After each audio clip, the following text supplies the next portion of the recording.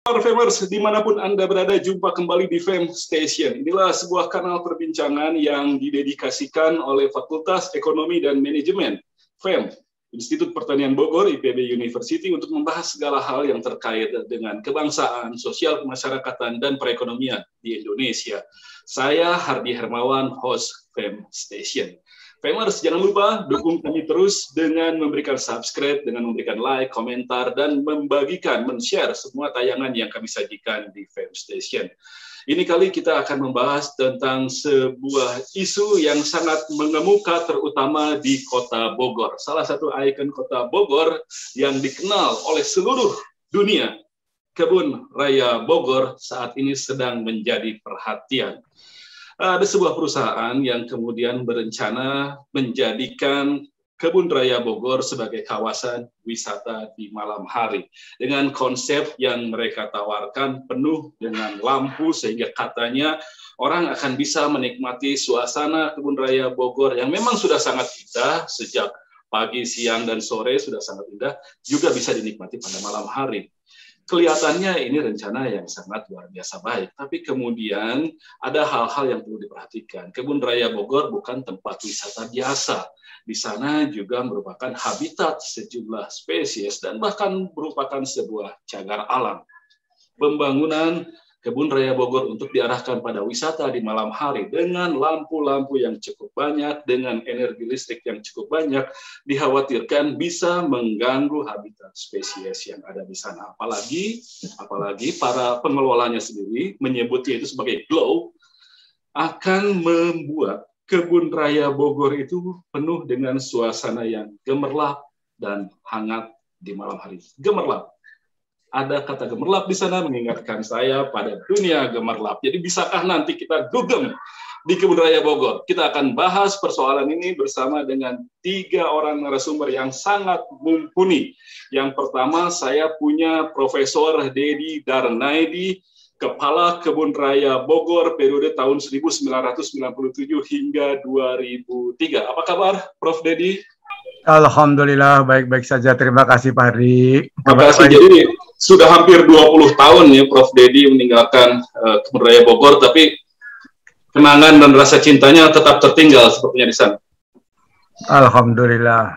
Baik. Dan narasumber berikutnya saya punya Profesor Harini Muntasid, Guru Besar dari Fakultas Kehutanan dan Lingkungan IPB University. Apa kabar, Prof? Masih mute, Prof. Harini masih mute. Selamat malam, kabar baik. Terima kasih. Syukur, ya. Jadi setiap berapa bulan sekali datang ke Kebun Raya, Prof. Harini? Itu kan bagian dari hidup kita bersama ya. Jadinya periodik itu. Kalau dulu selalu menengok ya Pak Dedi itu juga. Ya, buat orang Bogor, apalagi Profesor Kehutanan, Kebun Raya Bogor sudah seperti rumahnya mereka sendiri. Dan berikutnya saya juga punya Dr. Meti Ekayani, dosen dari Ekonomi Sumber Daya Lingkungan, Fakultas Ekonomi Manajemen IPB University. Apa kabar, Bu Meti? Baik, Pak Hardi, terima kasih. Ya, terima kasih sudah bergabung, dan kita akan langsung aja, Mbak. Saya akan tanya dulu ke Pak Prof. Dedi. Ini sebenarnya bagaimana latar belakangnya? Kok tiba-tiba ada rencana mengembangkan Kebun Raya Bogor sebagai tempat wisata malam penuh dengan lampu yang gemerlapan? Seperti apa, Prof. Dedi? Assalamualaikum warahmatullahi wabarakatuh. Waalaikumsalam. Salam sejahtera untuk kita semua. Pertama-tama, mari kita panjatkan puji syukur kehadirat Allah Subhanahu wa Ta'ala.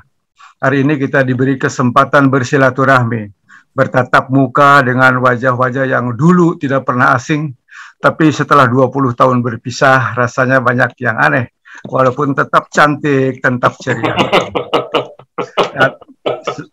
Terima kasih FEM, IPB, dan terutama Pak Hardi, dan telah memberi kesempatan kepada saya untuk berbagi pada sore ini.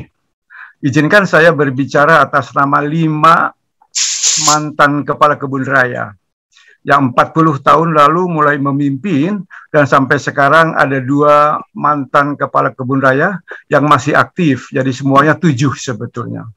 Kita berbicara satu sama lain, dan secara otomatis karena kita adalah orang-orang yang besar di kebun raya, maka berbicara dengan mengalir begitu saja, dan kita mengatakan bahwa kita harus memberikan perhatian kepada suara masyarakat, suara peneliti, suara beberapa teman yang mengatakan ada sesuatu di kebun raya yang tidak sepertinya, tidak seperti biasanya, seperti zaman-zaman Anda.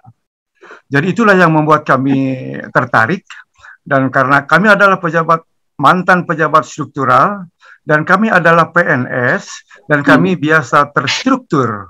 Maka kami membuat beberapa draft pemikiran yang didiskusikan, maka keluarlah sebuah surat yang hanya ditujukan kepada pejabat struktur yang terlibat langsung tentang perkebunrayaan, yaitu kepala kebun raya, dan paling atas adalah sekretaris utama yang saya tahu persis langsung terlibat dengan kebun raya. Tentunya terlalu jauh buat kami kepada kepala BRIN, karena beliau sudah mengatasi 4 LPND yang konon katanya dilebur dari LIPI, BPPT, macam-macam. Jadi saya bilang tidak akan terbaca lah kalau sampai ke atas. Dan karena kami perlu solusi, maka cukup kepada lembaga yang tingkat yang kira-kira bisa menyelesaikan persoalan. Dan karena Bogor itu bukan punya LIPI secara struktur, iya, tetapi Bogor ini hatinya adalah milik orang Bogor secara keseluruhan. Karena saya menyaksikan pada saat jadi kepala kebun raya, betapa bahagianya sebuah keluarga menggelar tikar, membawa nasi dalam merantang. Dia berdiskusi, tapi dia menceritakan bahwa dia duduk di bawah pohon kompasia. Ada learning proses di situ, tapi dengan gaya yang sangat murah, dengan tikar, dengan nasi, dengan rantangnya. Itu adalah bagian dari kehidupan. Mungkin mereka tidak tahu bahwa kebun raya adalah milik LIPI, bahwa kebun raya adalah punya dunia, tapi mereka bilang ini kebun saya, di belakang rumah saya. Itu adalah bagian dari peduli kami, bahwa kalau kebun raya diusik, itu masyarakat Bogor akan terganggu dalam tanda petik. Maka surat kami dibuat dengan mengingatkan kepada mungkin pejabat baru bukan orang kebun raya. Pejabat baru mungkin orang dari lembaga teknis lain yang karena tugasnya memang harus mengelola kebun raya, maka diberilah latar belakang oleh kami dengan 1, 2, 3, 4 bahwa ini adalah 200 tahun umurnya, bahwa dia adalah mengemban marwah dari sejak zaman Renward ya sampai kepada sekarang 204 tahun adalah sebuah sejarah panjang, dan di dalamnya ada berbagai jenis tumbuhan. Tumbuhan itu adalah tumbuhan langka, ex situ konservasi, bagian daripada in situ konservasi. Kita selalu mengatakan kebun raya adalah benteng terakhir tentang keanekaragaman spesies. Nah, itu kita sampaikan kepada pejabat struktural bahwa harus ingat, harus hati-hati tentang kebun raya, karena di sana ada nilai-nilai yang begitu tinggi untuk kami. Kapan Prof. Dedi mendengar pertama kali, maaf Prof, saya potong, kapan pertama kali Prof. Dedi mendengar akan ada kabar pengembangan kawasan wisata kebun raya menjadi wisata malam? Belum lama, saya kira, saya karena kan tidak aktif tiap hari saya datang ke kebun raya, kita punya kegiatan lain. Jadi kira-kira dalam beberapa bulan saja kami mendengar. Beberapa bulan saja kami akan mendengar, dan katanya di dalam sudah mulai ada pembangunan fisik, ya kami jalan-jalan. Sebagai mantan kepala kebun raya masih diakui, kami masuk ke dalam dan melihat ada bangunan-bangunan fisik yang saya pikir, ya tidak apa-apalah bangunan fisik memang perlu, tapi tidak sampai detail bahwa harus sampai tapi pada saat ada yang mengatakan ada mulai tembok mulai dibangun, kemudian ada konkrit mulai dibangun, ada gicok yang dulu dari tanah sekarang pakai semen. Nah, kami menyelusuri lagi. Dan pada saat yang bersamaan muncul juga beberapa yang saya tidak terlalu ignore, karena saya tidak terlalu peduli. Biasanya saya bilang suka dibesar-besarkanlah, itu biarkan saja. Tapi lama-lama menjadi banyak, tapi kita bicara, ada yang mengatakan langsung kepada saya pakai WA, halo kebun raya, itu sudah mulai menyinggung saya itu. Saya forward ke teman lain, ini banyak yang mempertanyakan seolah-olah orang-orang kebun raya kok hilang gitu ya. Jadi saya bilang ada sense of belong, ada respons, ada tanggung jawab begitu. Saya ajak teman-teman bahwa ini orang harus. Jadi ada banyak tanah yang disemen di sana, Ada banyak pemasangan tiang-tiang? Tidak terlalu banyak. Tetapi itu adalah gico yang unik. Gico unik itu jalan setapak yang batunya itu atasnya tinggi, bawahnya kecil. Masuk ke dalam, tidak ada semen. Itu adalah spesifik dan itu diusulkan oleh kita dalam World Heritage sebagai salah satu uniknya gico di Kebun Raya. Kalau bagian ujungnya ada yang diperkuat dan itu katanya dibongkar dan diganti dengan pengecoran dengan semen dengan alasan masih ada rumput tumbuh di situ. Saya bilang tidak bisa itu dilakukan demikian. Maka saya bilang gico itu adalah bagian daripada jalan yang memang unik dan itu adalah resapan air. Sekecil apapun resapan air, dia akan meresap air. Tapi di balik itu resapan air tidak harus dihitung dalam 1 meter berapa masuknya air, tapi ada nilai lain, ada pendidikan. Harus orang datang ke Kebun Raya melihat mengapa bisa demikian. Di situ mereka belajar bahwa ada proses air masuk ke dalam tanah itu penting. Ya. Lalu kemudian apa kalau dampaknya kalau memang itu malam dibuka, lampu dinyalakan? Saya bukan entomolog, tapi Kebun Raya di waktu malam beda sekali. Ada nuansa sunyi yang indah. Ada suasana Kebun Raya yang tidak bisa dibandingkan. Dan kita tahu bahwa serangga itu banyak yang hidup malam, banyak binatang-binatang yang hidup malam. Serangga yang penyerbuk malam juga banyak. Penyerbuk malam juga, pagi juga ada. Dan serangga umumnya adalah menyukai sinar. Betul. Kalau sinarnya berlebihan, itu akan mengundang sesuatu yang membahayakan. Asumsi. Dan ada teman saya adalah seorang ahli lebah. Dia menemukan ada sarang lebah di 2 pohon terbesar. Lebah itu berkoloni besar dan di Kebun Raya tidak pernah terganggu. Ternyata lebah itu adalah migrasi yang disjunct distribution dari Sumbawa ke Jawa Tengah dan ke pohon di situ. Mereka bilang itu distribusinya sangat jauh dan Kebun Raya menjadi home range yang sangat tepat untuk dia karena mereka pindah berkoloni. Dan dia sensitif terhadap sinar. Dan sudah dilihat kemarin pada saat eksperimen, banyak yang jatuh. Lebah-lebah itu? Ada yang jatuh karena ada sinar percobaan, dia lihat. Ada berjatuhan di bawah dan itu lebah-lebah yang berbahaya. Kalau lebahnya saja mati mungkin, tapi kalau lebahnya menyengat pengunjung juga akan berisiko, Pak. Baik. Sampai di sana dulu, Pak. Saya akan ke Prof. Harini. Jadi, menurut Prof. Harini, apa yang jadi problem terbesar dari rencana untuk mengembangkan Kebun Raya dengan konsep wisata yang seperti ini? Baik, terima kasih Mas Hardi, Bapak Ibu sekalian. Saya sebagai orang yang menekuni tentang wisata, tapi alam. Jadi alam itu mestinya kan kalau datang ke Kebun Raya, orang datang ke Kebun Raya, yang masih bisa dimaksimalkan adalah alam itu bisa bicara kepada pengunjungnya, gitu. Ya, gitu. Jadi selama ini banyak sekali juga wisata yang dikembangkan itu adalah belum edukasi, belum riset, itu masih jauh dari itu. Jadi kalau mau mengembangkan sebenarnya peluang itu banyak besar. Ya, kalau tadi saya ngintip tugas sekarang ini Pak Dedi kayaknya ada perkembangan di Kebun Raya itu konservasi, riset, edukasi, wisata, dan jasa lingkungan. Nah, bagi saya itu tidak terpisah. Tetapi kemarin itu ada policy-nya itu dipisah. Biarlah periset sendiri, kemudian nanti ada bagian yang bisnis.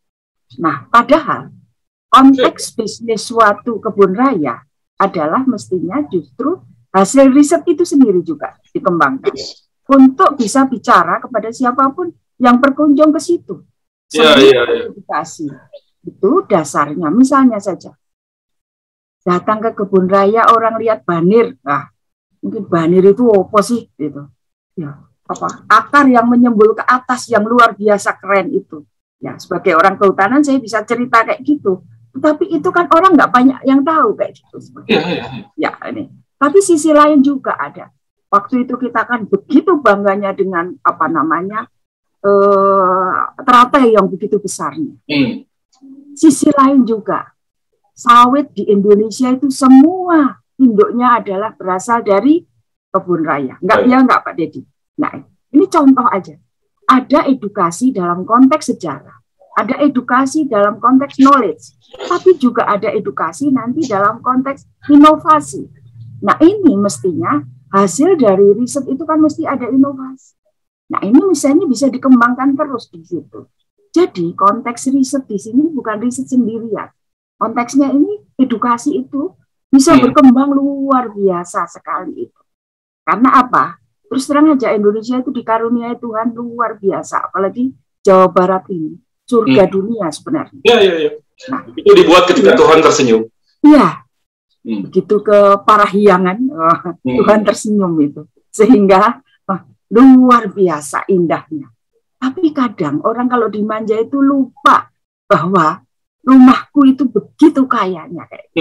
Nah, sebenarnya kebun raya adalah arena untuk kita mengedukasi ini loh rumahmu yang luar biasa juga. Ya. Dari jenis keanekaragaman mulai dari tumbuhan rendah, obat dan sebagainya, sampai pohon. Gitu. Koleksinya tadi, berapa ratus tahun ini. Nah ini lagi-lagi, kalau itu dibunyikan, ada ilmunya namanya interpretasi. Alam itu bisa bicara kepada pengunjung itu. Dan skema itu akan banyak dikembangkan, bisa sekali. Mau butuh sampai uang berapa sih?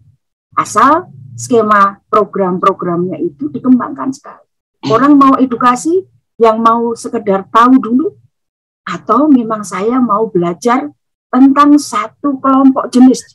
Kebetulan kan Pak Dedi dan kawan-kawan dulu udah mengelompokkan itu jenis-jenis itu. Nah jadi belajar tentang bambu aja, itu bisa belajar di situ khusus. Ya. Belajar tentang rimpang, jahe-jahean, luar biasa. Ya. Tapi juga ada sejarah itu sendiri kan juga luar biasa di situ. Bagaimana sih sebenarnya sejarah perkembangan kehidupan negara ini yang ada hubungannya dengan kebun raya itu juga. Jadi konteks ini, jadi ini saya kira program inilah yang mestinya kalau wisata di kebun raya akan dikembangkan, maka jangan murah memang dan jangan mass tourism. Ini yang saya ingat. Selama ini kita itu adalah jualannya karcis. Jangan murahan, jangan mass tourism. Jangan mass tourism dan jangan murahan. Oke. Nah ini udah masuk ke ranahnya Ibu Meti. Kita bicara soal ekonominya. Jadi dengan adanya, jadi glow ini murahan gitu maksudnya ya Prof? Ya bagi saya glow. Ya iyalah rame-rame gitu kan, lampunya jedar-jeder. Lalu kemudian saya itu kalau yang di artificial tempatnya yang artificial dong gitu. Ya. Kalau ini adalah sesuatu yang koleksi ini, taman koleksi ya, koleksi ya Pak. Kekayaan dunia yang tidak ternilai, jangan dimurahkan. Koleksi itu, konservasi ex itu. Di Nah, situ nilainya. Jadi bagaimana tadi konsep optimalisasi secara ekonominya harusnya seperti apa kalau begitu?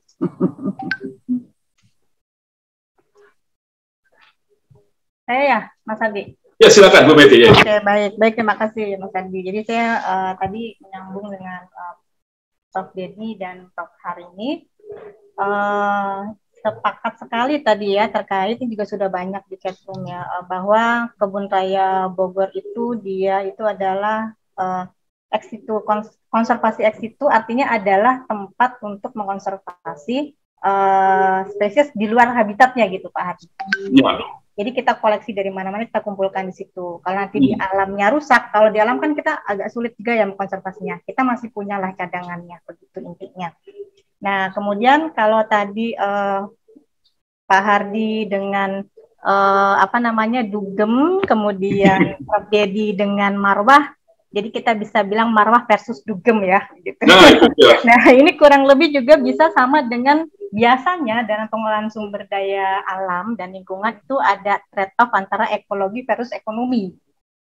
kondisinya kadang seperti itu. Tapi Prof hari ini nggak setuju nih pasti, karena buat Prof hari ini itu bukan trade off, harusnya sinergi gitu ya Prof ya. Nah, ya, tadi disebutkan seperti itu. Ya, bagaimana? Dan benar juga kalau yang datang mau membayar mahal, kenapa tidak? Mungkin akan banyak juga. Ya, nah kalau dia kita perlu cari win-win solution begini kan. Jadi kan kita sekarang kan maksudnya kondisi itu tidak sama terus seperti dulu ya. Ya. Begitu. Nah sekarang kan sudah banyak perubahan, banyak kepentingan, banyak keperluan. Nah tadi sepakat dengan Mas Hardi, kenapa nggak optimalisasi kan begitu? Ya. Nah, tadi maksud dengan optimalisasi itu berarti kita memanfaatkan sumber daya alam harus sesuai dengan daya dukung dan daya tampung, begitu. Ya. Kan itu ada daya dukung daya tampungnya, jangan dilewatin itu. Karena kalau sama lah kalau kita punya tabungan, punya deposito, ya diambil bunganya aja gitu kan, jangan modalnya begitu. Ya. Harus seperti itu konsepnya. Nah sehingga kalau melihat tadi ada satu skema baru, kalau saya bilang skema baru wisata ya Bu hari ini ya, begitu. Ada skema baru wisata dengan memasang lampu-lampu di kebun raya. Dan saya sudah searching itu ada di Missouri Botanical Garden di mana? Di Amerika. Itu tahun 2020, kemudian di South Coast Botanical Garden Kanada itu udah diadakan oleh mereka begitu. Dan saya lihat memang cantik dan enggak dugem seperti yang Mas Hardi image kan begitu ya. Tapi gemerlapan kan? Ya begitu. Gemerlap lampu. Iya, maksud saya kan cuma gemerlapnya juga. Begitu ada lampu seperti itu dan di sana itu mereka. Tapi kalau sudah ada seperti itu lama kelamaan ada konser musik kan mungkin saja. Ya itu tadi daya dukung daya tampungnya kan harus diperhatikan. Begitu. Ya kalau semuanya berpikir ke sana. Ya sekarang jadi kita kan tujuannya untuk apa begitu. Ini skema baru kalau di dua negara itu mereka kemarin memberikan entertain kepada warganya saat COVID karena itu dianggap aman di malam hari dan mereka melakukannya ketika musim dingin. Gitu. Yeah. Mungkin ekologinya berbeda ya Prof Dedi sama Prof. Iya tropis kita. Ketika musim dingin mereka tidak banyak terganggu ekologinya dengan kondisi lampu-lampu begitu ya. Tapi kalau di kita perlu dilihat lagi. Jadi kita tidak bisa mereplika secara apa adanya gitu kan. Harus disesuaikan dengan kondisi kita. Dan saya sangat setuju dengan arahan Pak Bima Arya dan PT yang akan melakukan itu, mereka akhirnya kan harus ada kajian dulu gitu loh. Harus scientific base dalam mengembangkan sesuatu begitu. Tapi terkait tadi win-win solution ya, tadi Bu Hani sudah menyebut tentang harga. Jadi di wisata harga ini bisa ada dua fungsi. Pertama itu bisa menggambarkan kelangkaan atau kerusakan. Jadi kalau sesuatu yang langka itu harganya biasanya mahal. Kemudian yang kedua, harga ini bisa kita gunakan sebagai alat untuk konservasi.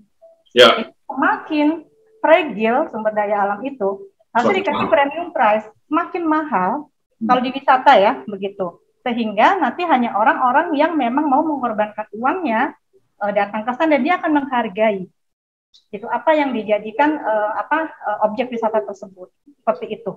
Nah, itu yang itu kalau orang sadar kalau itu langka dan fragile.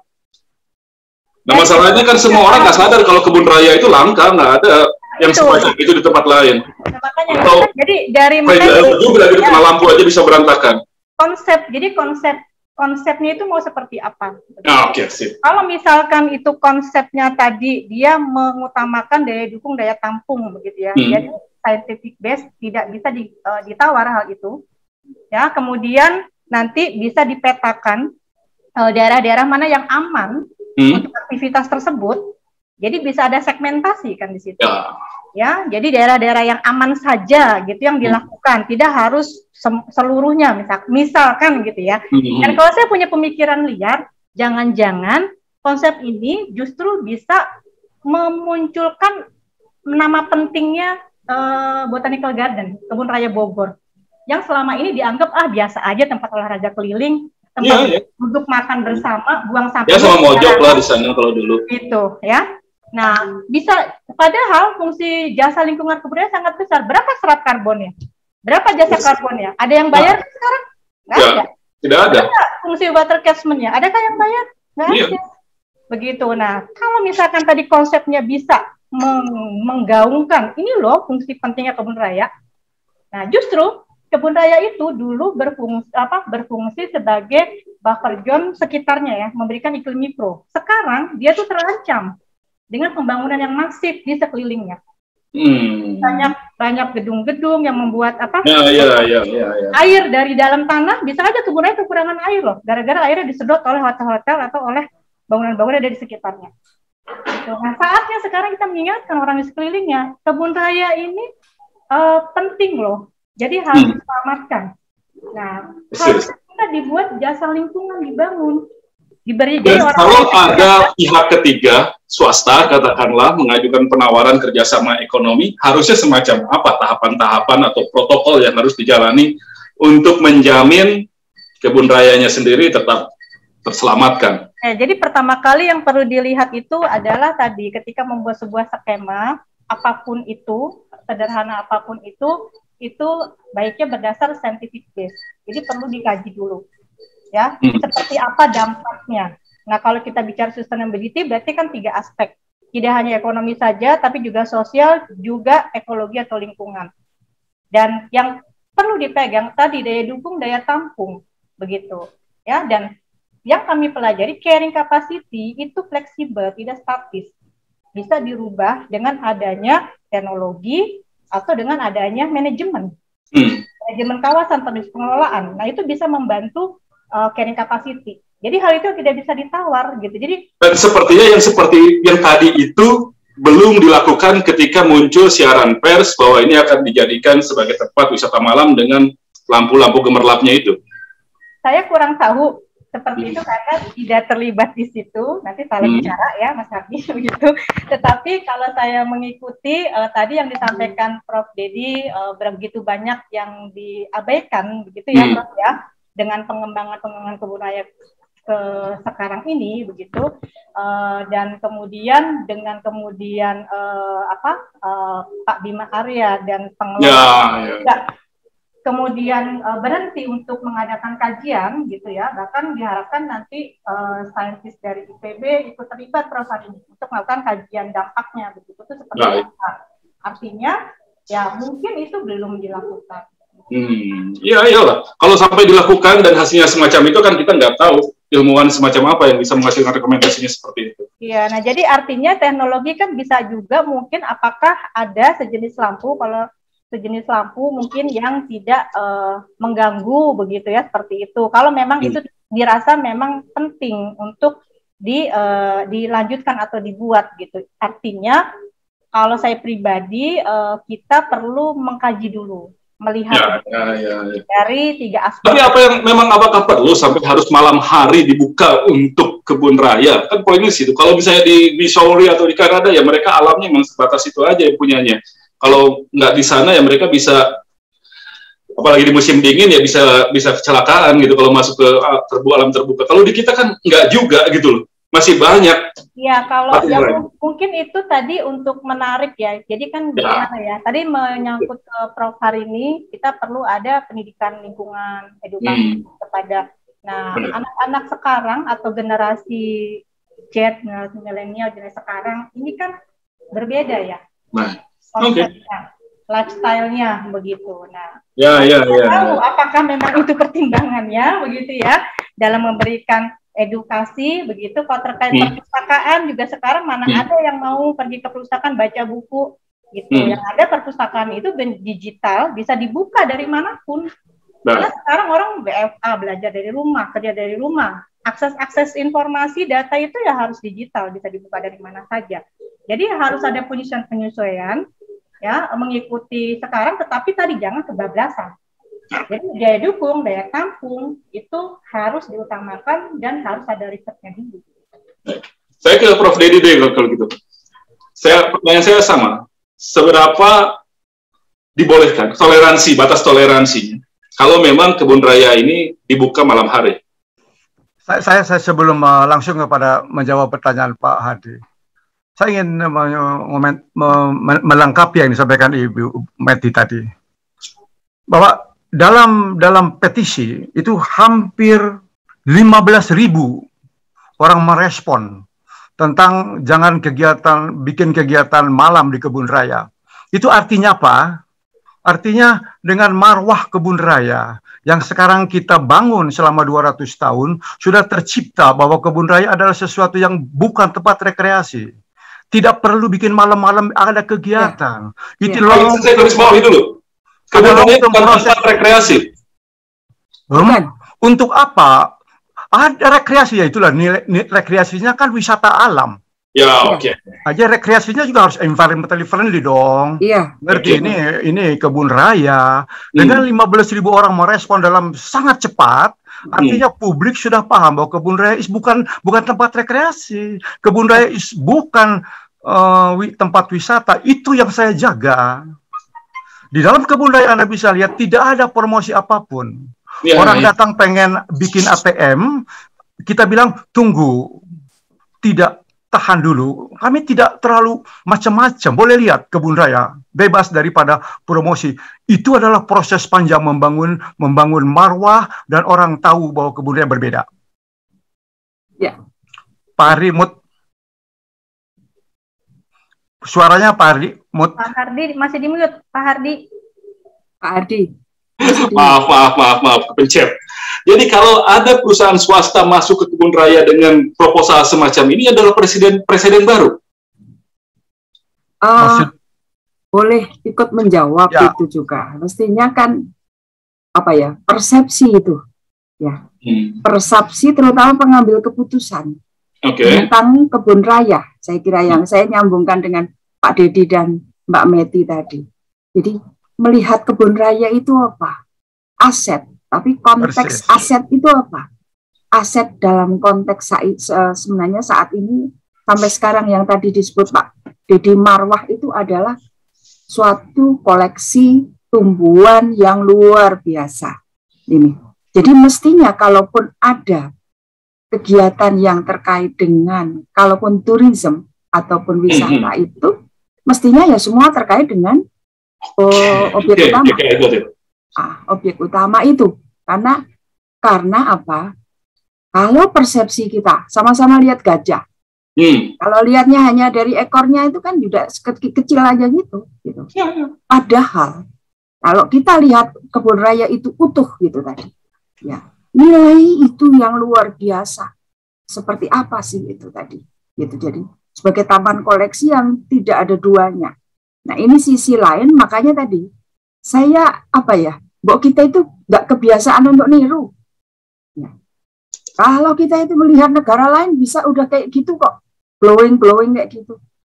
Why not kita itu justru mencari sesuatu inovasi yang kebun raya kita itu beda, tetap lestari, tapi menghasilkan duit banyak. Ayo gimana? Tuh, ya Bu Meti. Nah jadi inilah mestinya. Nah kita itu berpikirnya kan harus jauh. Oke. Jadi saya akan garis bawahi lagi. Kebun raya bukan tempat rekreasi. Bahwa dia menarik, bahwa dia membuat orang senang untuk datang, itu tidak terelakkan. Tapi tidak semuanya bisa dijadikan sebagai sarana rekreasi karena ada kepentingan-kepentingan yang lebih besar. Ya. Jadi Anda seperti datang ke istana. Dia bukan tempat rekreasi meskipun menarik bagi kita untuk datang. Jadi untuk datang pun ada aturan-aturan yang sangat ketat untuk bisa melihat itu dan tidak bisa semena-mena untuk menjalankan bisnis pariwisata yang katakanlah sangat terlalu aktif di sana, terlalu ekspansif. Nah, ini bisa dimengerti juga mungkin oleh kalangan ekonomi, Bu Meti. Ya, baik. Ya, jadi sepakat ya memang tapi saya juga ingin bertanya juga nih, kan ilmu saya. Iya. Sama Prof ini. Kalau saya sih memahaminya kebun raya itu salah satu fungsinya adalah untuk edukasi, untuk wisata ilmiah ya, Prof. Wisata edukasi. Wisata edukasi ya, Bu Hartini ya. Saya sangat sepakat dengan hal itu, begitu ya. Tetapi tadi menyambung kepada Prof. Hartini juga begitu. Jadi kita itu cenderung undervalue, cenderung memberikan harga murah kepada wisata alam kita.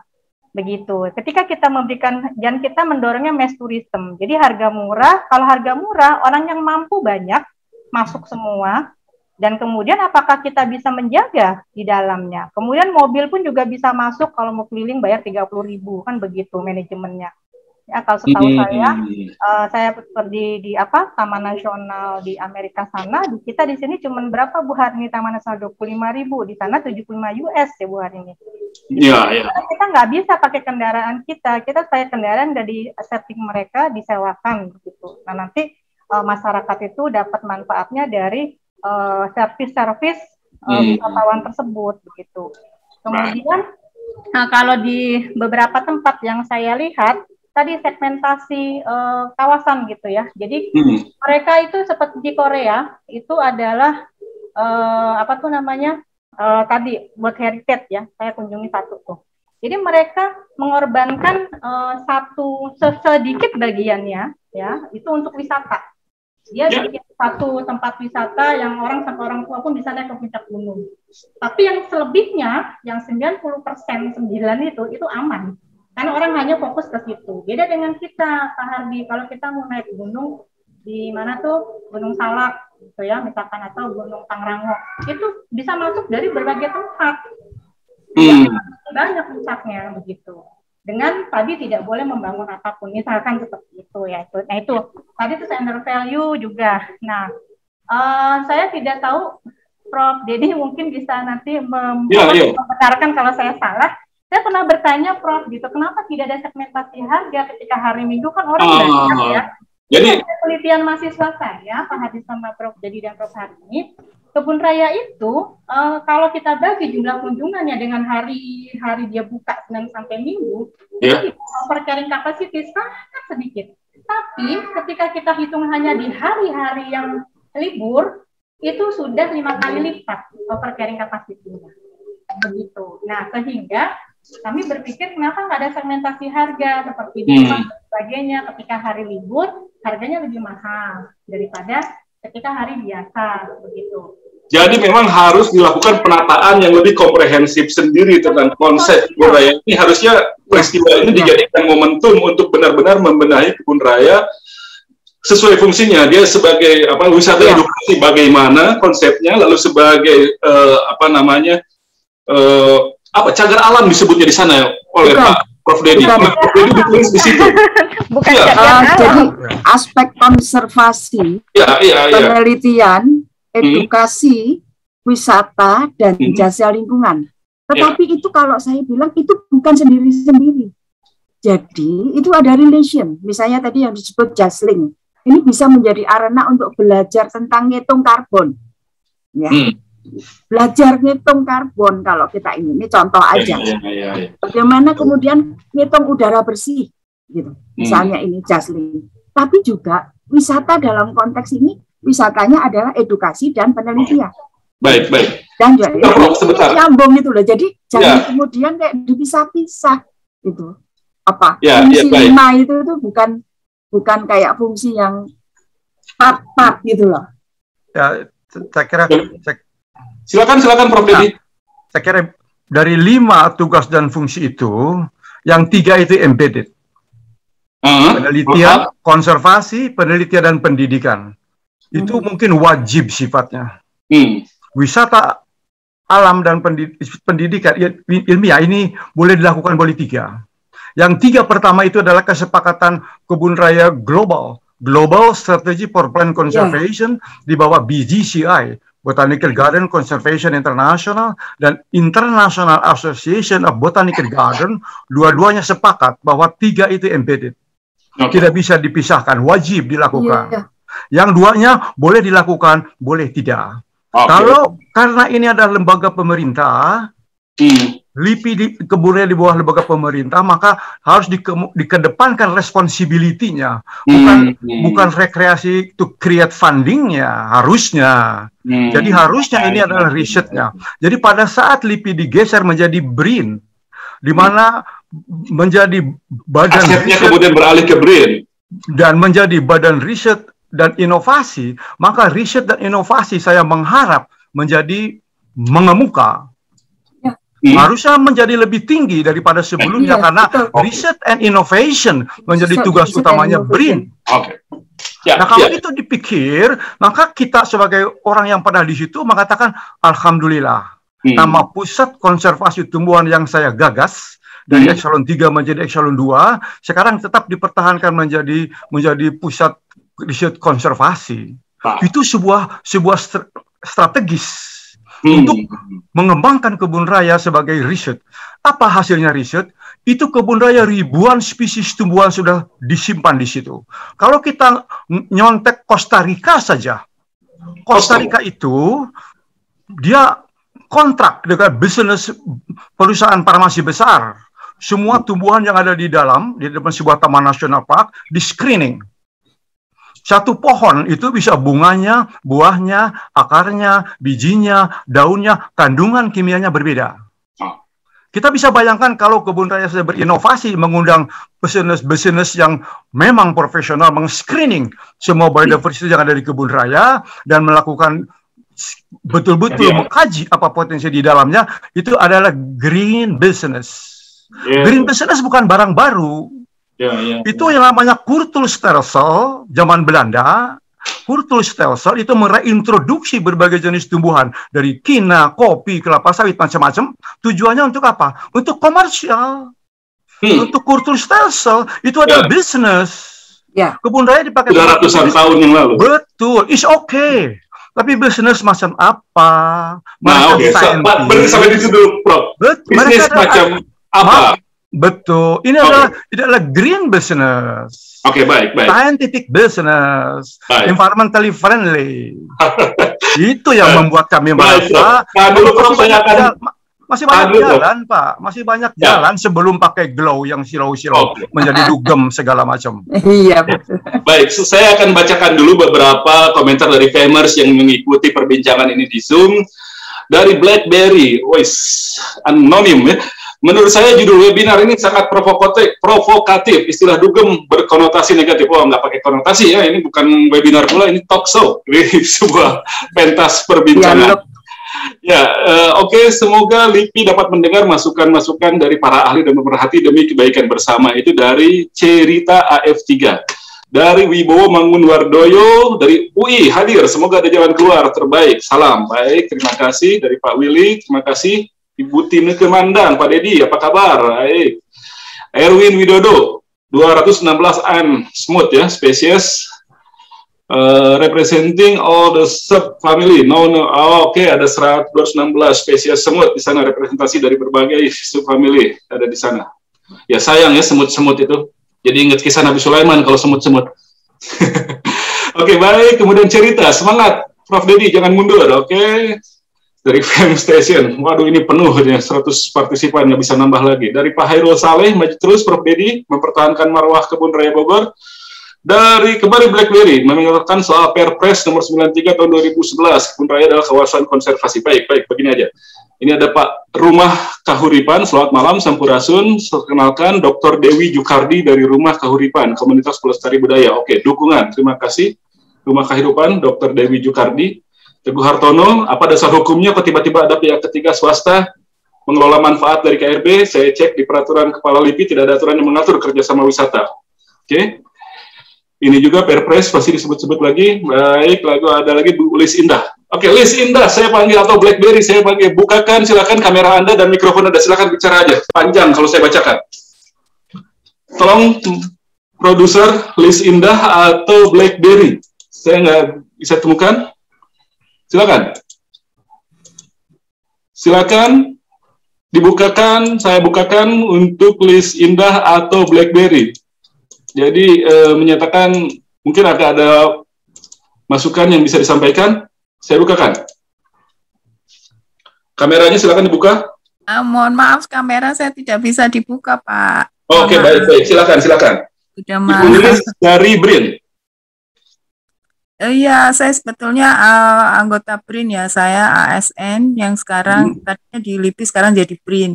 Oke. Ya, hanya ingin menyampaikan saja kegalauan, kekecewaan, kesedihan gitu ya. Kebetulan di WA grup kami itu lagi beredar itu siaran persnya BRIN itu. Sebetulnya saya juga masih belum jelas ya apa maksudnya dari pernyataan pers BRIN-nya itu. Kebetulan saya juga baca tadi ada komentar dari Ibu Triadiati IPB, itu rekan saya yang ada di IPB, itu betul yang ditanyakan, apakah itu sebetulnya inovasi dari BRIN gitu kan? Kalau baca dari siaran persnya itu, mohon maaf, silakan Bapak menginterpretasikan sendiri ya. Panjang sih itu kalimatnya. Iya, Mas, itu saya bacakan panjang benar, makanya mungkin Tapi yang jelas katanya begini, program inovatif yang dinamakan GLOW tersebut terinspirasi dari berbagai kebun raya di luar negeri yang mengadakan wisata malam. Beberapa negara sudah lebih dulu memiliki program wisata malam di kebun rayanya. GLOW juga tidak diselenggarakan setiap hari. Saat ini hanya Sabtu dan Minggu, dan ke depan maksimal 4 kali dalam 1 minggu. 4 hari dalam 1 minggu. Sebagai informasi, kebun raya yang memiliki program sejenis GLOW antara lain di Desert Botanical Garden di Phoenix, Arizona, Singapore Botanic Garden di Singapura, Virtual Tropical Botanic Garden di Miami, Atlanta ya, bukan di Italia, Atlanta Botanical Garden di Atlanta, Amerika, dan Botanical Garden Berlin di Jerman tentu saja. Ya, itu mungkin jadi yang menjadi argumen adalah kebun raya lain juga sudah melakukan itu. Atau sekarang mungkin saya minta ke yang memakai akun BlackBerry, silakan. Terima kasih, selamat malam. Malam. Ya, perkenalkan aja dulu. Ya, saya warga Bogor. Maaf tadi saya lupa ulang rename gadget saya. Dari petisi yang diunggah oleh Prof. Dedi, saya lebih melihat itu seakan-akan memandang kebun raya itu sebagai konservasi biodiversitas. Ya, jelas menurut Perpres itu bukan demikian. Ya, jadi saya setuju dengan apa yang tadi disampaikan Prof. hari ini, bahwa pengelolaan, ya, tentu pengelolaan semuanya itu adalah dasarnya harus ada dasar hukumnya. Nah, bahwa itu ada pengelolaan jasa lingkungan yang akan mendapatkan sesuatu income, apalagi sekarang pemerintah menggalakkan adanya pendapatan dari dari karbon, ya, carbon trade. Nah, jelas ini adalah sesuatu positif. Nah, masalah adanya GLOW ini, saya beberapa kali jalan-jalan ke kebun raya, ya tentunya saya melihat surprise. Ada perkembangan yang sangat bagus, ada improvement. Taman koleksi rempah-rempah dan obat sangat bagus, ditata, menyenangkan. Demikian juga dengan taman anggrek dan taman-taman yang lain. Ini yang menjadi polemik adalah yang GLOW ini di pinggir Taman Meksiko itu. Ya, saya tidak tahu, memang kelihatannya ya yang berkembang itu bayangannya seperti di Jatim Park. Ya. Tentu berbeda apa yang ada di Jatim Park dengan ya persepsi yang saya terima, saya melihat yang ada di sekarang ini. Ya, saya beberapa hari yang lalu ke kebun raya itu jalan-jalan. Persepsi saya tidak seperti yang di Jatim Park itu. Walaupun ada beberapa orang yang menyampaikan mendapatkan informasi dari kebun raya bahwa rencananya itu permainan cahaya itu ada di seluruh wilayah area kebun raya. Saya tidak yakin demikian. Yang saya lihat sendiri tidak begitu. Ya, yang saya lihat sekarang ya, nggak tahu nanti kemudian besok berubah lagi ya. Yang taman obat dan rempah itu kemudian dirubah menjadi GLOW juga, taman anggrek dirubah jadi GLOW juga, saya tidak tahu. Yang jelas saya melihat apa yang ada sekarang. Jadi marilah kita memandang ini, jangan berlebihan lah ya. Apalagi menampilkan penelitian dengan mengatakan bahwa cahaya itu terhadap penyerbukan berpengaruh demikian, tidak ada relevansinya. Kebun raya ini adalah koleksi tumbuhan, ya, bukan konservasi biodiversitas. Mungkin Pak Profesor di Ali Kodra Bu hari ini bisa menjelaskan lebih jelas, ya. Jadi ini bukan konservasi biodiversitas, bahwa ternyata di situ ada beberapa hewan, ada beberapa serangga. Kalau saya memandangnya itu adalah suatu bonus, ya. Banyak masyarakat Bogor itu yang membuang hewan-hewan itu ke dalam kebun raya, membuang musang ke kebun raya, membuang kucing ke kebun raya. Ini adalah masalah lain lagi tentunya. Ya, jadi marilah kita jernih memandang masalah ini. Jangan karena mungkin ada permasalahan internal karena dari pembagian PNBP itu sepertinya ada yang merasa tidak adil. Nah, jangan karena permasalahan internal narik-narik keluar, dan yang di luar juga jangan ikut-ikut. Ada tanda-tanda begitu emang Pak Sued, sebentar. Emang ada tanda-tanda soal internal? Ya, saya dapat informasi demikian. Oke, artinya ini pembagian di dalam nggak jelas. Ini kasus yang beda lagi kalau boleh. Enggak, masalahnya ya gitu tadi gitu loh. Ya, kalau kan Pak Sued meminta supaya jernih memandang, jadi ya kita minta supaya lebih jelas aja gitu loh, kasusnya seperti apa yang diungkapkan gitu loh.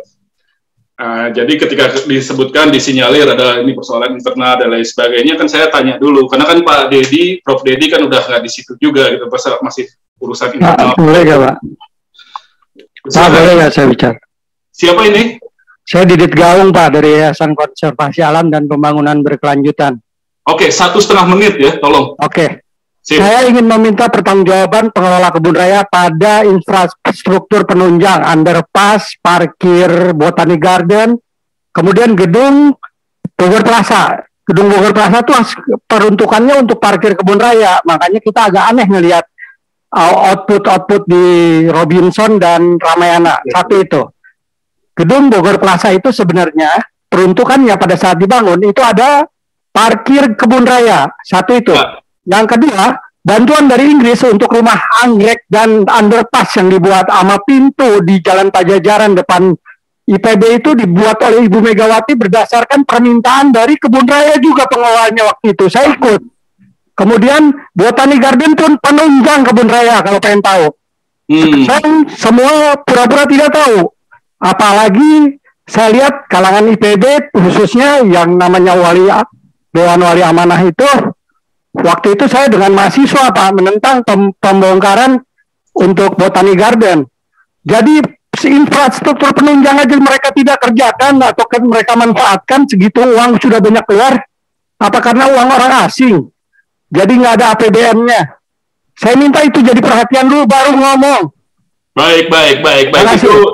Itu jadi perhatian dan mungkin jadi catatan juga. Tapi yang jelas tadi sudah disebutkan, terutama oleh Bu Meti, bahwa ini memang harus disusun kembali seperti apa sebetulnya gagasan kalau memang mau ada optimalisasi dalam sisi ekonomi dalam kebun raya ini.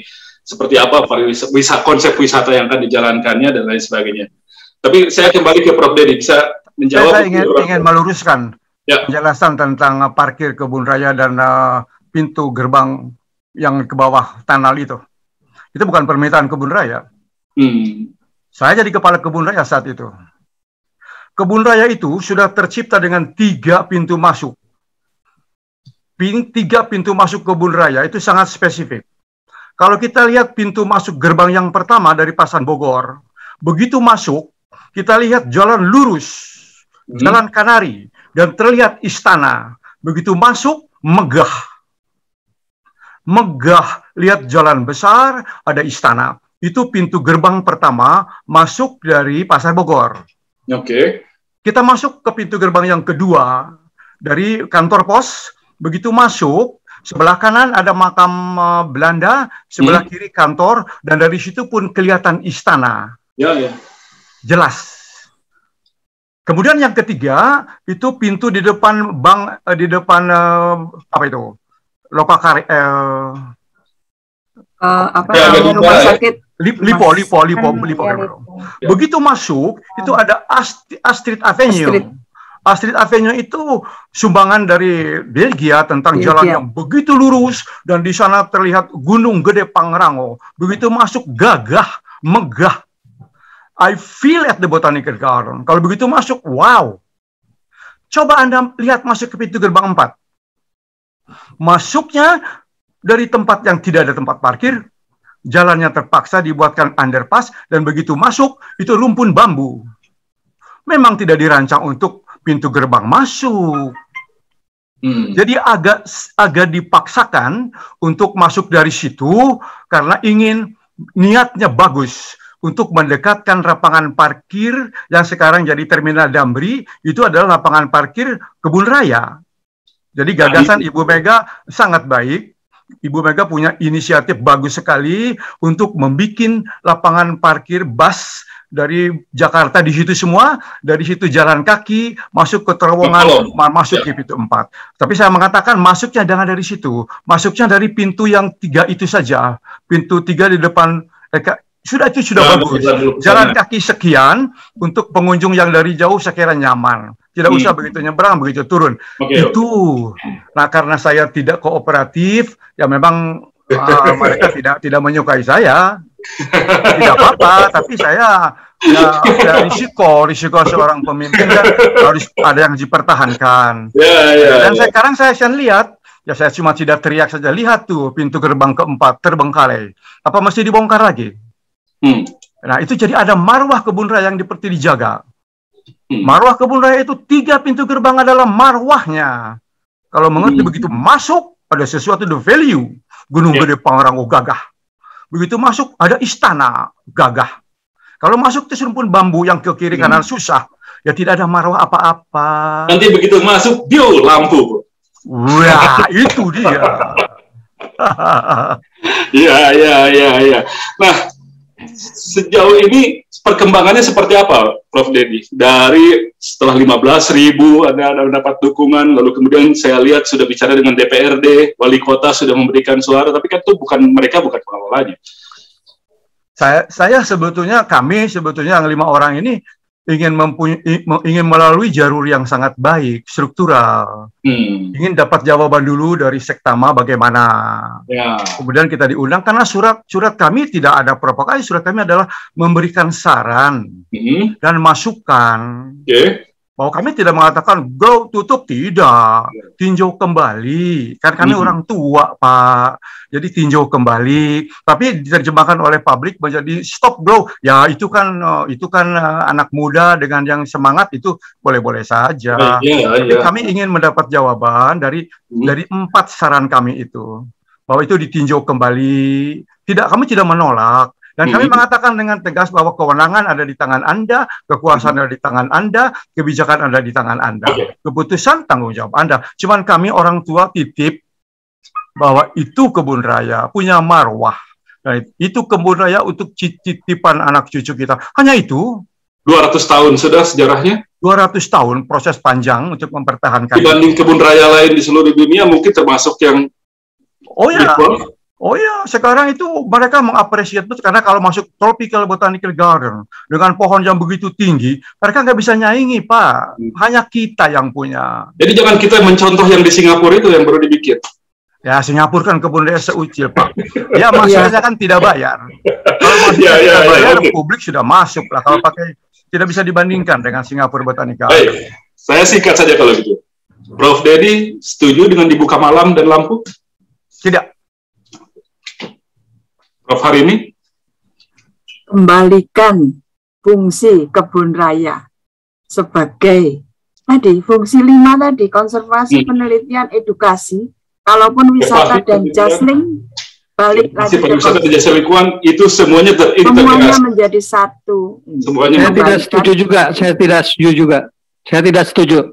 Sebagai warga Bogor, saya melihat kebun raya tidak boleh dibuka malam. Oke, ini siapa ini barusan? Saya Didit Gaung, Pak. Oke. Ketahan Pak Didit. Kalau coba tidak setuju gitu dituliskan saja di chatroom, nanti saya bacakan. Oke. Ya, jadi 5 fungsi kebun raya, kembalikan, perkenalkan betul kepada publik bahwa itulah fungsi utamanya. Yang pertama adalah yang 3 paling atasnya itu tadi ya. Dan ketika harus dijalankan itu semuanya harus saling terkait, bahwa itu mungkin nanti juga bisa memiliki nilai ekonomi, bisa ada upaya mengoptimalkan. Mungkin lagi, Mas. Nah, kita undang Ibu Neti. Mungkin lagi memang akan bisa mempunyai nilai sangat tinggi kalau kita paham untuk mengemas dengan baik. Ya. Kalau kita paham cara mengemasnya dengan baik. Nah, Bu Meti, gimana Bu Meti?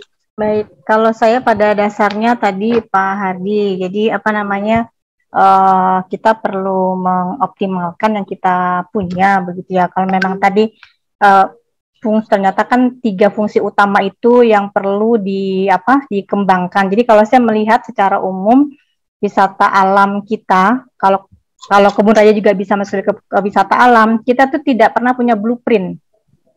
wisata alam kita. Jadi itu berkembangnya itu ya tergantung pimpinan saat itu siapa, arahnya kemana, ya seperti itu. Tergantung pimpinan saat itu siapa, tergantung pimpinan di lokasi yang ini bagaimana, di lokasi begitu. bagaimana, itu nggak nyambung juga. Nah, itu kalau misalkan ada blueprint ya, kemudian kan jadi jelas tadi ternyata ada 3 marwah yang seperti ini, yang seperti ini. Itu kan tidak semua orang tahu begitu. Dan itu yang pertama, itu blueprint. Apalagi investor pasti nggak tahu yang begitu. Betul, begitu. Nah, dan tadi nilai-nilai tersebut itu harus diprioritaskan. Jadi daya dukung, daya tampung itu nggak bisa ditawar. Kalaupun memang wisata itu bukan tupoksi utama dari kebun raya, begitu ya. Nah, berarti tadi yang Prof. Hari sampaikan, Pak Dedi sampaikan, itu green market untuk jasa lingkungan itu perlu diadakan, begitu. Jadi kalau saya yakin kalau jadi sekarang kegiatan-kegiatan perbaikan lingkungan itu undersupply, padahal demand-nya banyak, begitu. Demand-nya banyak. Orang yang butuh udara bersih banyak, tapi siapa yang mensuplai udara bersih? Nggak ada. Ya, kemarin waktu pandemi memuncak kan baru tahu mahalnya oksigen. Kebun raya kan harusnya itu salah satu supplier udara bersih ya, supplier oksigen, begitu. Nah itu harusnya bisa dihargai kalau tadi ada green market, mungkin salah satunya carbon trading yang sekarang yang coba diinisiasi ya, Prof. Hari ini salah satu timnya nih kalau salah di dalam carbon trading tersebut, carbon trading nasional, Mas Hardi.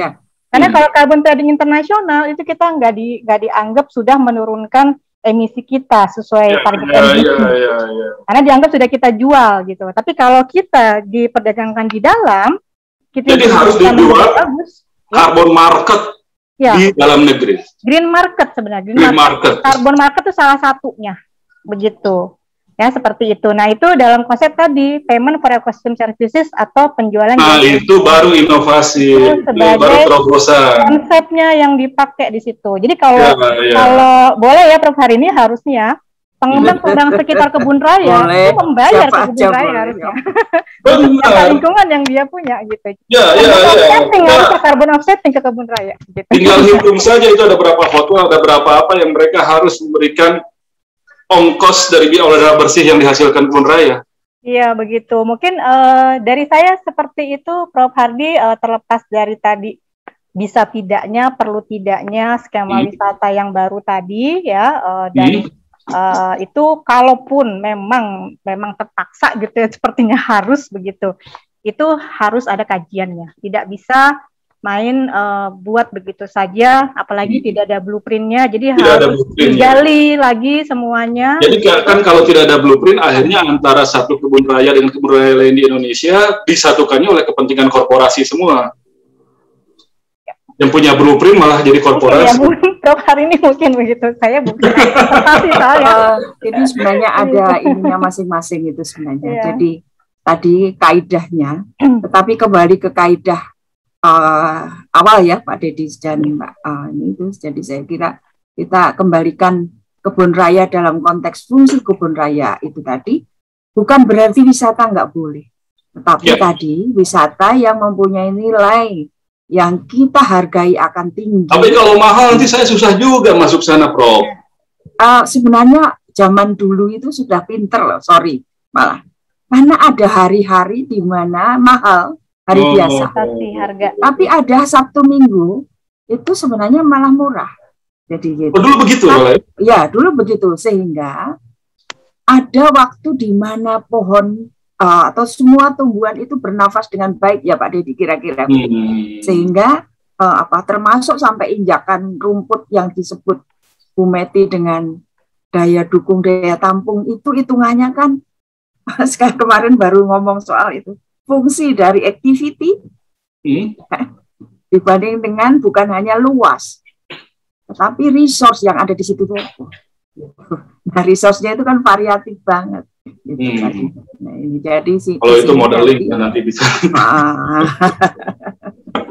Nah, ini sisi-sisi kali. Nah, sisi lain ada ya tadi sekali lagi spesifik sekali dengan kebun raya ini. Jadi ada kotaknya itu yang memang fungsinya itu di situ. Ya, yang mohon maaf memang terakhir ini sering dikacaukan ini karena terus terang saja Bu Meti ini mohon maaf agak berpanjang pernah ada hitungannya yang itu nilai harga ini kalau ditutup untuk bayar penelitinya nggak akan cukup ya Mbak Dedi ya. Berapapun hasil di situ gitu sebenarnya. Jadi nilai ekonomi dalam konteks kebun raya itu bukan hanya nilai ekonomi bukan hanya nilai finansial secara jangka pendek. Ya, intangible value. Intangible value. Bahasa ekonominya saya nggak tahu itu. Betul, intangible value dan bisa berorientasi lebih jangka panjang. Ini nilainya beda sekali, makanya di situ hanya ya plusnya aja lah kira-kira untuk tourism sama juggling, tapi tetap yang utama tadi yang disampaikan Pak Dedi tadi, konservasi, riset dan edukasi itu yang utama. Nah, Bu Meti, kira-kira jadi gimana seperti Prof hari ini kah dalam soal kunjungan wisata untuk kebun raya ini? Gimana maksudnya? Oh ya. Ya konsep wisatanya? Ya tadi saya sepakat dengan Bu hari ini kalau saya pribadi sebenarnya sekarang tuh mass tourismnya di hari libur ya Prof Harni terutama itu sudah terlalu masif begitu ya. Tetapi kalau misalkan tapi kan itu juga ada hitungannya juga ya Prof ya. Begitu. Sebenarnya sepanjang itu masih masuk di dalam carrying capacity-nya, tidak melebihi dari tampung, di mana masyarakat itu kan juga butuh diedukasi. Kalau kita punya sesuatu kita simpen aja, orang nggak boleh masuk, nggak boleh lihat, karena nggak punya uang. Pernah dihitung nggak nangisnya pohon itu seberapa kalau jumlah orangnya banyak? Ya. Gitu. Jadi itu yang disebut daya tampung itu kan sampai situ. Ya. Jadi kalau kita ngitung carrying capacity itu ada 3 Prof Hardi. Pertama itu berdasarkan preferensi pengunjung, itu fisik. Kemudian berdasarkan ekologinya. Yang ketiga berdasarkan kekuatan manajemennya dalam mengelola. Nah itu udah yang optimal tuh kalau 3A itu begitu. Nah intinya sih kalau konsep saya sih seperti apapun wisata yang ada di situ, walaupun itu tidak wajib ya Prof Dedi, tetapi tetap perlu tapi muatan edukasinya itu dikuatkan. Ya tetap perlu lah. Konsepnya berubah, jadi jangan, karena kalau saya lihat sekarang wisatanya itu kebanyakan bawa tikar, makan bersama, pulang, nggak ada apa-apa, sampahnya berantakan begitu loh. Ya. Nah, jadi itu harus semuanya diatur lagi ya. Harus berbasis pendidikan lingkungan begitu, bapaknya di situ. Jadi ada knowledge, kemudian ada awareness yang muncul. Itu konsep ekowisata ya Bu Arini ya. Saya belajar dari Prof Arini nih. Artinya sekarang ini tetap seperti yang tadi dikemukakan, bagaimana dibenahi kembali, dikaji ulang, mungkin lintas disiplin untuk bisa melahirkan rekomendasi-rekomendasi yang terbaik untuk kebun raya yang sama-sama kita cintai. Mungkin kalau bisa sih tidak hanya yang ini glowing ini mungkin momentum. Tapi kalau bisa dikajinya semua gitu ya Prof ya. Akhirnya harusnya bisa semua. Manajemen secara keseluruhan sebaiknya seperti apa dan bikin blueprintnya. Jadi yang ke depan ada tidak hanya saya kebun raya Bogor tapi semuanya juga terkait. Sebentar ini saya akan kasih kesempatan 1 menit saja Pak Ari, silakan 1 menit saja. Mana Pak Ari? Silakan dibuka. Ari Suhandi ya. Ya baik, terima kasih Pak Hardi. Malam Prof. Prof Dedi, Prof Hamidi. Saya sepakat terakhir Pak Bu Meti bahwa sebetulnya harus kita economic valuation ya. Ya. Satu, jangan, saya kira ini kemungkinan terjadi karena kurang ngobrolnya investor dengan para yang ada di dalam ya, saya kira ya. Jadi ini harusnya kan duduk bareng dulu semua dikaji tentang negatif impact-nya. Jadi saya sebetulnya udah tulis tadi karena saya masuknya di YouTube. Jadi ini penuh ya. Ya, satu yang pertama adalah nilai-nilai dari biodiversity itu sendiri ya, tumbuhan liar dan sebagainya itu kan tadi sudah diungkapkan sangat besar. Belum lagi nilai citra kita Pak Hardi. Nilai citra kita sebagai bangsa itu besar sekali. You cannot value that, you know. Jadi itu sangat besar sekali. Jadi itu yang kita bilang tadi tangible value. Dan ini yang memang harus jujur juga bahwa kebun raya, saya sepakat Bu Meti tadi, kita belum optimalkan tadi soal education-nya. Jadi Ini harus refleksi juga. Sorry itu yang tahu kebun raya di bawah LIPI dan sekarang di bawah BRIN aja mungkin cuma sedikit. Mungkin mereka berpikir tahunya di bawah Setnek. Persis, betul. Jadi, tapi di sisi lain maksud saya bahwa kita harus koreksi juga di balik. Selama ini pengelolaan juga belum mengoptimalkan itu. Ya. Sebetulnya untuk digital itu baik sekali karena memang banyak sekali digital bisa untuk education. Persis. Tapi kan kalau kita bicara kebun raya itu harus tanggung jawab itu harus di depan, Pak Hardy. Ya, baik. Tanggung jawab harus di depan. Jadi minimizing impact itu harus jadi prasyarat utama. Itu yang pertama. Nah, yang terakhir tadi yang tidak disinggung-singgung itu adalah satu, menurut saya, pikirkan juga impact keluarnya, kerumunan, kemudian parking, ya, kemudian itu impact yang saya kira sekarang aja. Ya, saya paham memang sekeliling crowdednya lalu lintas, parkir akan mengganggu, tapi saya kira waktu kita tidak akan cukup memadai untuk Terima kasih Pak Adi. Kita nanti mungkin kita akan bahas lagi. Saya akan bacakan dulu sebentar. Huri Pratomo, apa kabar keberlangsungan Amorphopalus titanium, bunga bangkai di KRB seandainya serangga yang menjadi pakan bunganya terganggu oleh kegiatan GLOW. Lalu Dante Mayendra, niru kebun raya yang di luar negeri. Pertanyaannya, seberapa disiplin pengunjung dan petugas penjaga kita? Oke, jangan hanya meniru, tapi lupa dengan sikap disiplin pengunjung dan cuaca juga. Pak Syuaib, pintu 4 sudah lama ditutup, tidak difungsikan, ya betul. Lalu kemudian Pak Wibowo Mangunwardoyo tidak setuju, kembalikan ke marwahnya fungsi kebun raya satu-satunya tropical biodiversity di dunia. Ibu Lucinda, semoga pimpinan BRIN memperhatikan semua curhatan ini dan mendukung pengembalian fungsi dan marwah kebun raya Bogor, insya Allah, amin. Tridiati, IPB, sebagai konservasi ex situ tumbuhan, maka perlu regenerasi. Salah satu yang berperan untuk regenerasi butuh polinator, yang sebagian adalah hewan malam. Sekecil apapun pasti ada gangguan regenerasi pada tumbuhan koleksi. Tumbuhan sendiri di alam sudah diciptakan mempunyai jam biologi untuk metabolismenya. Efek lampu-lampu dapat memengaruhi metabolisme tumbuhan konservasi di situ. Oke, baik, sudah tertangkap. Pak Syuaib, dengan aplikasi Peduli Lindungi, jumlah pengunjung yang ada dalam bisa diketahui. Oke, bagus sekali digitalisasi ya dari sini, sehingga bisa juga sudah melampaui batas, tinggal menutup pintu masuk. Simple kalau kita mau, betul. KRB memiliki ciri khas sebagai warisan budaya dan koleksi terbesar di dunia sebagai kawasan cagar budaya yang bersatu dengan Istana Kepresidenan. Itu dari Rumah Kahuripan, KPPBB. Oke, terima kasih. Pak Syuaib kembali, mohon host memberi kesempatan Profesor Hadi Alikodra untuk menyampaikan tanggapan. Boleh 2 menit deh, Prof. Hadi Alikodra, masih ada waktu kita.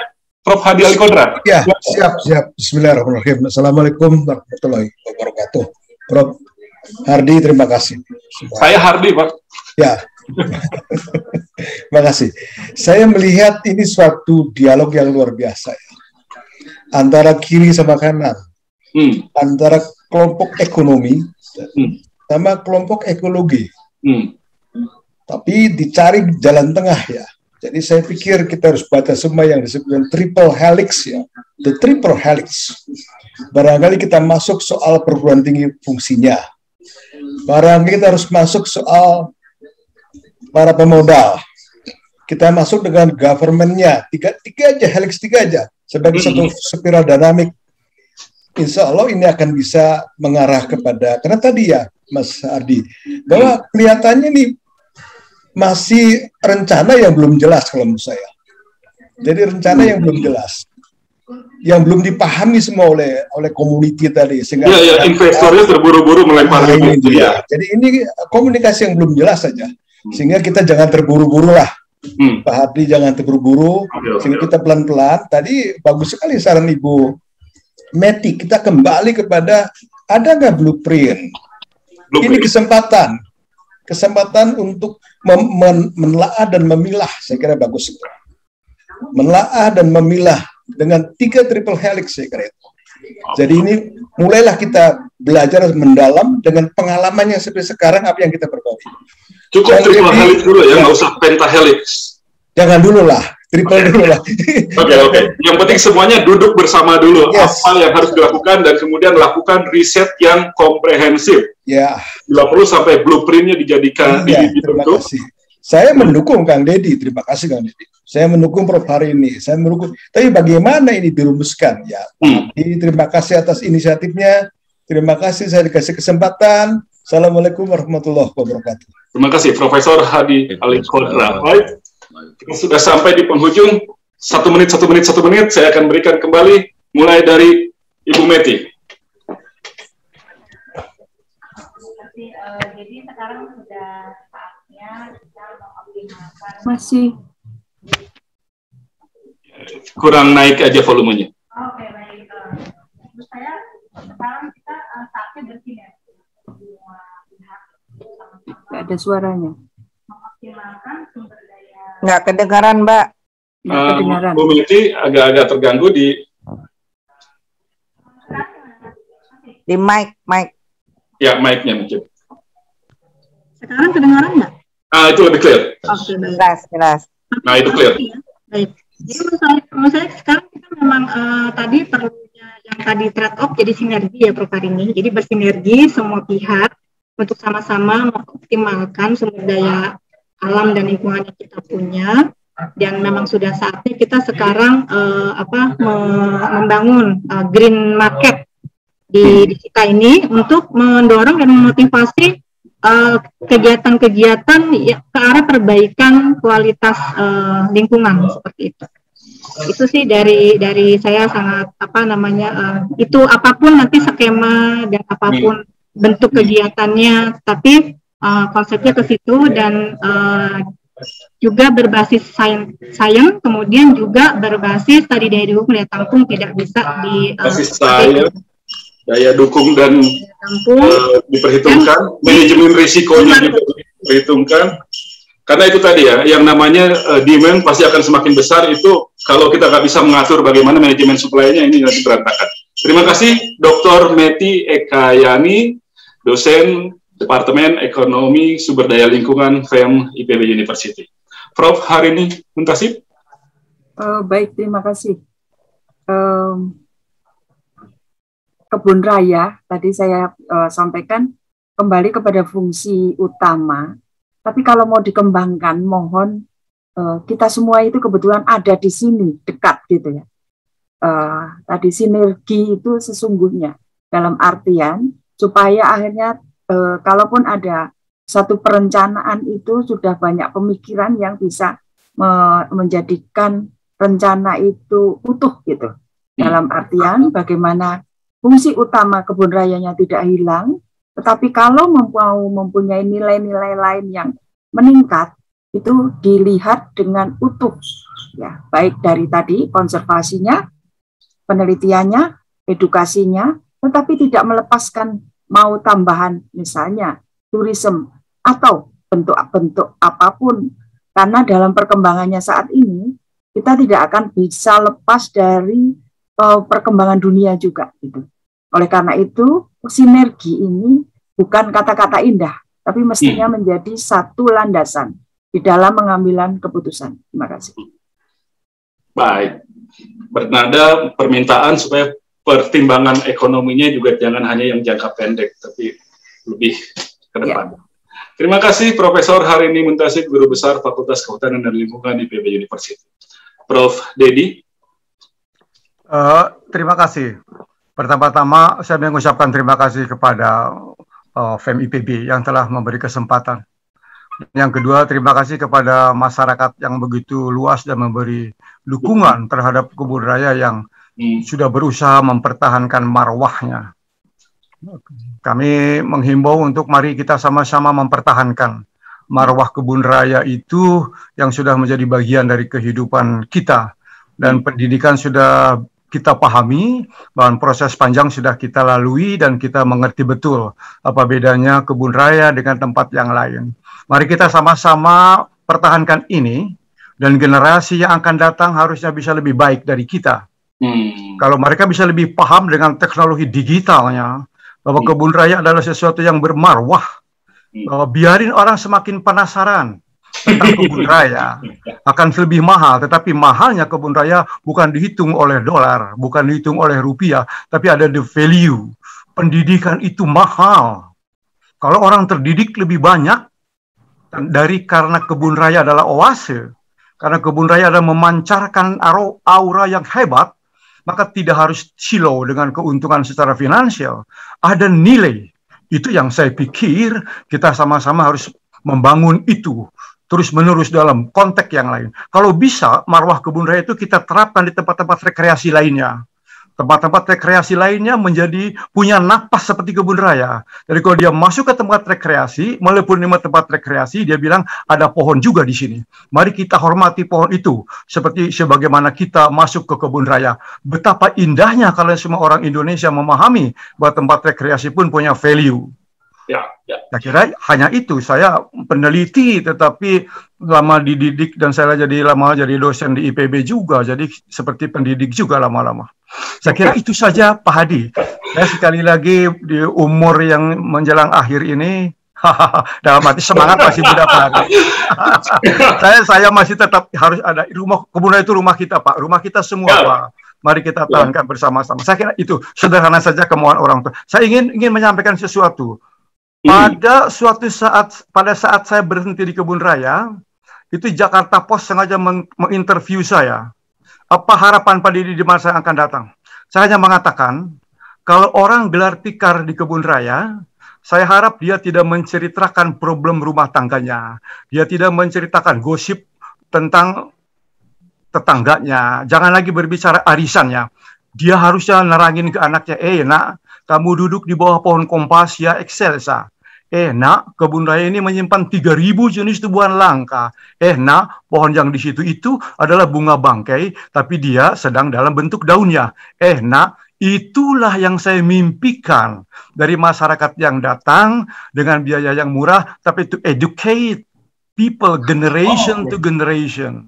Biarkan kebun raya itu menjadi tempat. Saya hanya menyampaikan itu, saya tidak punya mimpi yang indah-indah, tidak punya muluk-muluk, tapi ingin semua orang kebun raya masuk, tinggalkan semua problemnya, ceritakan what is going on in Botanic Garden. Apa istimewanya berdiri duduk di bawah pohon langka? Itu yang harus kita ceritakan. Maaf Pak Hardi, terima kasih banyak. Assalamualaikum warahmatullahi wabarakatuh. Waalaikumsalam Prof. Didi Darnaedi.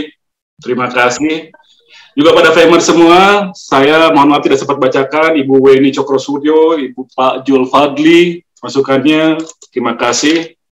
Yang harus kita ingat bahwa ketika kita masuk ke kebun raya, tidak hanya kita melihat orang-orang di sana, tapi setiap tanaman, setiap batu, setiap rumput, setiap serangga di sana adalah makhluk-makhluk Tuhan yang juga tetap harus kita hormati. Ya mudah-mudahan kebun raya bisa mendapatkan haknya sebagai sebuah tempat yang paling ikonik di Kota Bogor, yang paling kita banggakan di mata dunia. Terima kasih Prof. Didi Darnaedi, terima kasih Ibu Harini Muntasib, terima kasih Ibu Dr. Meti Ekayani. Mudah-mudahan perbincangan ini bermanfaat. Terima kasih Famer semua, jangan lupa selalu dukung kami. Kalau ada masukan silakan tulis di kolom komentar nanti di YouTube kami. Berikan subscribe, berikan like, berikan komentar, dan bagikan seluruh tayangan yang kami sajikan. Sekali lagi, mudah-mudahan bermanfaat. Saya tidak akan mengambil kesimpulan, silakan Anda tarik kesimpulan sendiri. Saya Hardi Hermawan pamit. Sampai jumpa.